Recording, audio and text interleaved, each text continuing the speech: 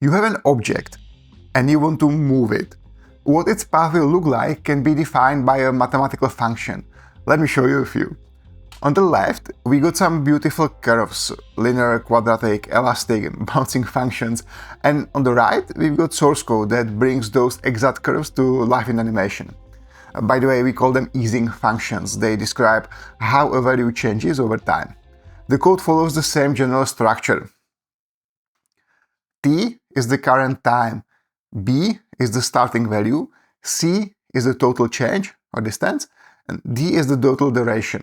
So the trick is, the code just normalizes time by dividing T by D, applies the easing math, then rescales it back to the desired start and change. First up, let's look at the most basic type of movement, linear. In math, a linear function might be f for x is equal to x. In code, we have c times t slash d plus b. This way of writing gives us higher flexibility, such as for drawing in a certain place on the screen. But if you just want to see how it's the same thing, use b equals 0 and c and d equal 1. As a use case, imagine a robot walking. Each step is exactly the same, with no change in speed. It starts instantly, moves at constant velocity, and then stops. It's predictable and it works, but things in the real world just don't move like that. This is where easing comes in. Let's start with ease in. Think about a car starting from a stoplight. It doesn't just teleport to full speed, does it? It starts slowly and gradually accelerates. That's exactly what an ease in function does. It tells the animation to begin slowly and then pick up speed as it goes. Here, the math curve is x squared. In code, t is equal to t over d, and we are going to return c times t plus b. So small values of t grow very slowly at first and then accelerate, the classic ease in. Now, what about the opposite? Ease out, you guessed it. When the same car approaches a stop sign, it doesn't just slam on the brakes at the last second. Hopefully. It starts braking ahead of time, gradually slowing down until it comes to a smooth stop. Ease out does the same thing for your animations. The object starts moving at full speed and then decelerates gently as it reaches its destination. We can use a formula that basically just flip ease in. It's 1 minus 1 minus x squared, so it starts fast and slows down. In code, we have minus c times t minus 2 plus b. By the way, I'm using my own engine for the visualizations. You can check out the details in the linked video. So what happens when you combine them? You get ease in out. And this is where things get really smooth. An object with ease in out starts slowly, accelerates through the middle of its journey, and then decelerates smoothly as it reaches the end. Think of a sprinter. They start with a burst of acceleration, hit their top speed mid-race, and then slow down after crossing the finishing line. Easing out is probably the most common and pleasing easing function. It feels natural, organic, mimicking how most things move in the real world.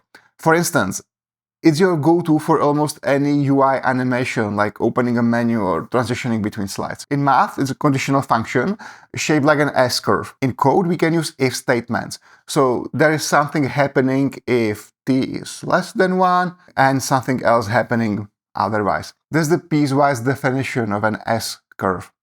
Quadratic is in on the first half, quadratic is out on the second. But why stop here? Sometimes you want your animations to have more personality. Let's talk about two fun ones.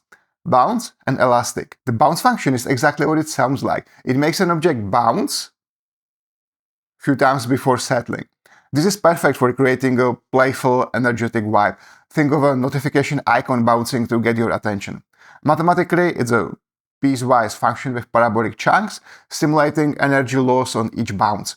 In code, you can see several branches describing behavior in the specific segments. Each block subtracts a little time offset and adds a constant, creating smaller and smaller arcs. That's why the ball bounces high first, then lower, then even lower until it settles. And then there's the elastic effect. Imagine stretching a rubber band and getting it go. It doesn't just return to its original shape, it snaps back and oscillates a bit before stopping.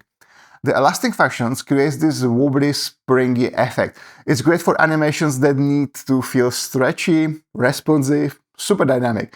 The formula is basically sine for x times 2 to minus 10x, where the sine part makes it oscillate, 2 to minus 10x makes those oscillations decay over time, and the whole thing is shifted, so it starts at 0 and ends at 1.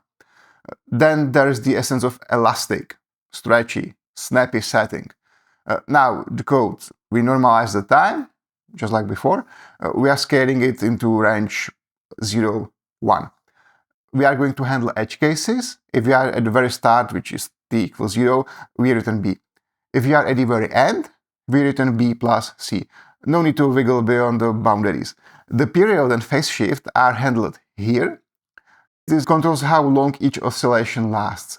S is equal p/4. It shifts the sine wave so it lines up perfectly at the end. Here is the amplitude and decay, which is power 10 minus 10t, which makes the oscillation shrink over time. And the oscillation is using sine. That's just a stretched and shifted sine wave. The math formulas give us the pure shapes, linear, quadratic, S-curves and bouncing parabolas. The code simply normalizes time, scales them with c and b, and turns those curves into real controllable animations. These functions gives us a powerful toolkit.